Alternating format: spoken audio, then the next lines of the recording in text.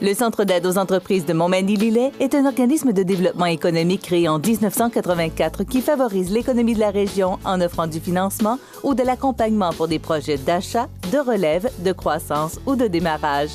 André, Méranie, Cathéry et Marie-Claude vous accueillent et collaborent avec vous pour le succès de votre projet. Pour plus d'informations, le Centre d'aide aux entreprises Montmagny-Lillet au 88 248 48 15 ou via notre site Internet ou notre page Facebook.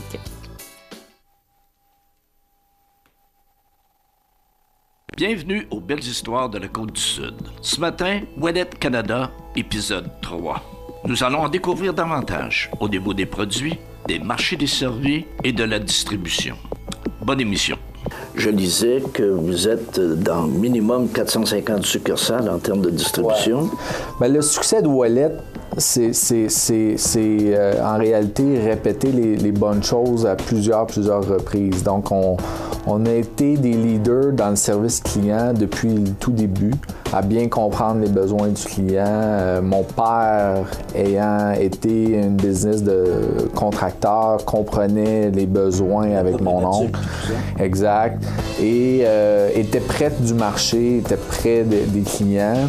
Ce qui a permis de développer une expertise, puis de bien servir les clients, développer une flexibilité aussi au niveau des livraisons, de la rapidité de livraison, des innovations qui peuvent apparaître mineures comme étant la première plainte blanche, la première plainte avec les coins ronds. Avant les plaintes électriques, ça se commandait avec des vannes. Mais nous, on a été dans les premiers à livrer à tous les jours du just-in-time en réalité. Alors, ça nous a permis de développer un réseau de distribution qui au début était limité principalement à Montréal et Québec. Nos clients, un peu en région, mais pas énormément. Et tranquillement, on a bâti un réseau de distribution au Québec. Où on est devenu un des leaders dans le chauffage électrique au Québec. Et on s'est mis à rayonner hors Québec, donc l'Atlantique, l'Ontario, tranquillement. Et ce qui est intéressant, c'est qu'on a eu des distributeurs aussi qui ont grossi avec nous. Donc des distributeurs qui étaient locaux au Québec, ont fait des acquisitions hors du Québec et on a grossi avec eux. Alors, on se retrouve maintenant avec des distributeurs de Saint-Jean-Terre-Neuve à Victoria, à BC. Puis si vous allez à Calgary ou si vous allez à Winnipeg et vous demandez quelle marque de chauffage électrique que les gens installent, bien, ça va être du Ouellette. Ouellette, OK. Mais vous êtes aussi aux États-Unis? Oui, les États-Unis, disons que c'est peut-être pas une histoire à succès aussi extraordinaire que le Canada, parce qu'au Canada, on peut dire qu'on est le leader dans le chauffage électrique. Aux États-Unis, je dirais qu'on est toujours... on a des croûtes à manger avant de dire qu'on est un leader aux États-Unis. Mais par contre, c'est une opportunité de croissance formidable pour nous autres. On est actif dans le marché US depuis à peu près 20-25 ans minimum. Par contre, c'est plus loin, différences culturelles, différences de faire affaire, qui font en sorte qu'on a eu à apprendre à travers les années, on a eu à développer des produits, adapter des produits pour le marché américain. On a mis énormément d'efforts dans les 5-10 dernières années pour s'adapter au marché américain. Et je dirais que dans les 5 dernières années, on peut dire qu'on commence à récolter le fruit de ces efforts-là, mais il y a encore énormément de travail et d'opportunités sur le marché américain. On le voit comme une grande opportunité. Chine, Japon, Norvège, Angleterre, vous êtes partout. Effectivement. Et puis, une grande partie de ça est due à ce qu'on peut appeler aujourd'hui les sites web, Internet et tout ça. C'est souvent des gens qui nous ont trouvés par ces moyens-là, qui n'étaient pas bien servis par des manufacturiers locaux ou tout simplement qui voulaient vendre un produit différent qui n'était pas disponible dans leur pays. Ils sont venus nous voir et avec eux, on a conclu des ententes. Dans certains cas, on a développé des produits spécifiques pour eux. Par exemple, au Japon, on fabrique un produit qui est spécifique à leurs besoins, qu'on ne vend pas en Amérique du Nord. Et à force de continuer à faire un bon produit, à les servir de façon exemplaire, ils ont continué d'être des clients fidèles. Comme vous le disiez, on vend des produits particuliers au Japon, en Norvège, en Chine et même en Angleterre. Mais ça vient concrétiser le fait que votre expertise est reconnue partout. S'ils sont venus vous voir, c'est parce que vous répondiez à un besoin qu'eux autres avaient et qu'ils ne pouvaient pas combler. Là. Effectivement. Et en grande partie, on a développé notre expertise avec ce type de clients-là qui nous amènent des besoins, une expérience différente de ce qu'on constate au Canada ou au Québec en particulier. Donc, la mondialisation, ça a été bénéfique pour vous autres. C'est-à-dire, c'est non pas une crainte, mais c'est l'inverse, c'est un élément de développement. Le chauffage électrique, en réalité, c'est une niche. Faut garder ça à l'esprit. Principalement, le marché québécois est un des plus gros marchés de chauffage électrique dans le monde. Là. Il y a la France, la Norvège, puis après, il y a le Québec. Alors, étant proche du marché, on a pu développer cette expertise-là. La mondialisation, étant donné qu'on est une niche, on est moins attrayant pour des marchés comme les Chinois ou même les Américains pour venir dans notre marché, étant donné qu'on est un petit marché. On est très pointu. Par contre, si vous allez dans les grandes surfaces et vous regardez certains appareils de chauffage électrique, vous allez voir des produits chinois. Donc, il y a eu une invasion des produits chinois dans les 5 à 10 dernières années.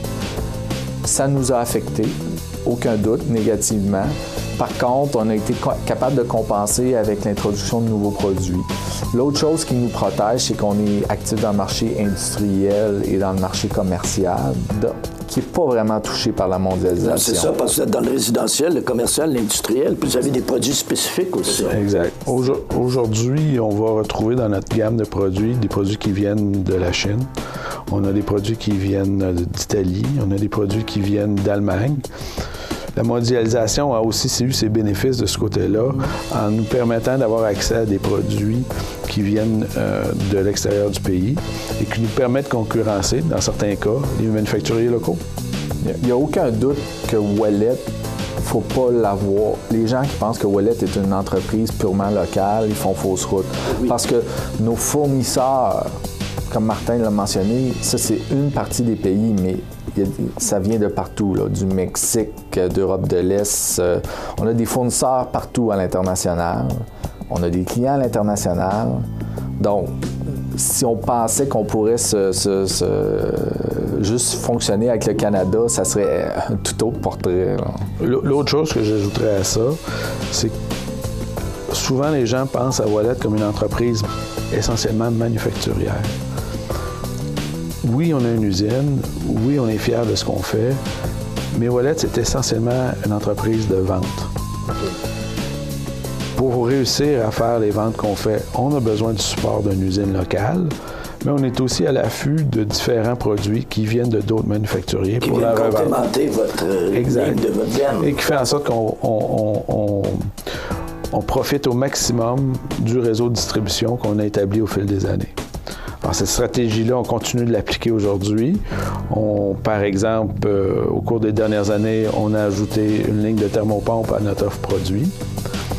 Et cette ligne-là, elle est fabriquée en Chine. Puis le pipeline étant déjà là, c'était facile de distribuer. Exact. Et c'est notre stratégie.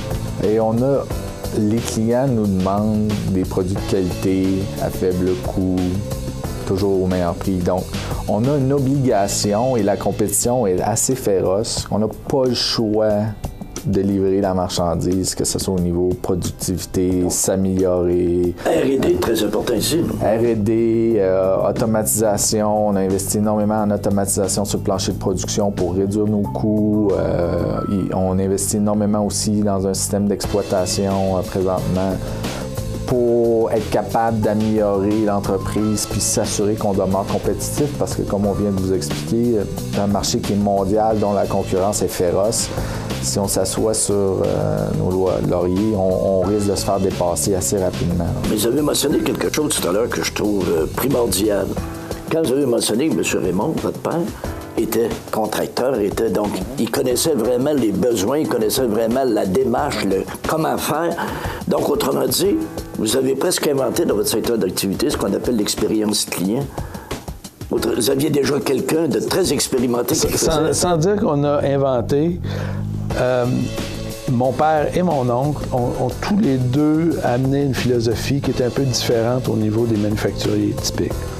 Vous savez, en général, les entrepreneurs dans le domaine manufacturier se cassent la tête, ils font un produit puis se cassent la tête pour le vendre. L'attitude de mon père et mon oncle, c'était beaucoup plus, on va aller voir ce qu'on peut vendre, on va aller voir c'est quoi la demande, puis après ça, on va voir si on peut le fabriquer. Alors, leur logique, eux autres, c'est beaucoup plus facile de fabriquer que de vendre. Et une fois qu'on aura fait une vente, on se cassera la tête pour fabriquer le produit de façon adéquate. C'est vraiment la démarche marketing. Moi, j'ai enseigné le marketing pendant 44 ans dans 4 universités. C'est ça qui a été la révolution quand le marketing est arrivé. Tu vas voir ce que le client veut, c'est quoi son besoin. Si on le compte, ça va bien aller. Donc, c'est en plein la démarche que vous avez prise. Je dirais même plus que dans certains cas, le client ne sait même pas ce qu'il veut tout à fait. Il faut lui suggérer, il faut l'amener des idées. Mais tout ça vient du fait qu'on passe beaucoup de temps, puis c'est encore vrai aujourd'hui chez Ouellet, on a passé beaucoup de temps et on continue de passer beaucoup de temps avec les clients et avec les utilisateurs. Et ça amène des bonnes choses. Ça nous amène des idées, ça nous amène aussi nos défauts. Ça nous dit qu'est-ce qu'il faut faire pour s'améliorer, qu'est-ce qu'il faut faire pour progresser. À être isolé de nos clients, même si on est situé à Lillet, qui est loin de la plupart de nos clients, on n'aurait jamais grandi comme on l'a fait. Donc la recette pour nous a été toujours simple, puis on continue de l'appliquer, avoir du bon monde à bonne place, puis qui sont en contact avec les clients de façon continue.